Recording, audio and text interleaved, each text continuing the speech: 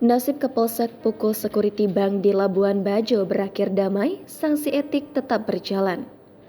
Kasus pemukulan yang dilakukan Kapolsek Komodo AKP Ivan Derajat terhadap Security Bank BRI Ngorang Labuan Bajo, Manggarai Barat, NTT berakhir damai.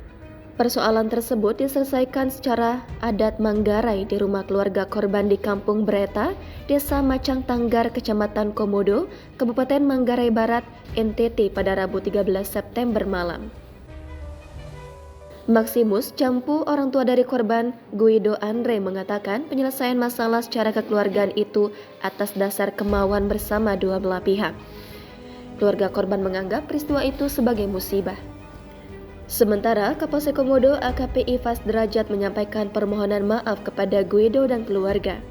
Setelah berdamai, kedua belah pihak bersepakat untuk tidak melanjutkan kasus tersebut karena hukum yang dibuktikan dengan penandatanganan surat perdamaian. Sebelumnya, Kapolres Manggarai Barat AKBP Ari Satmoko buka suara soal pemukulan yang dilakukan Kapolsek Komodo AKP Ivan Derajat terhadap Security Bank BRI Unit Ngorang, Labuan Bajo, NTT. Kapolsek Ari Satmoko mengatakan peristiwa itu terjadi karena ada kesalahpahaman antara Kapolsek Komodo dan Security Bank. Pihaknya sedang mendalami kasus itu. Kapolres Ari Satmoko tentu menyayangkan tindakan yang dilakukan oleh AKP Ivans.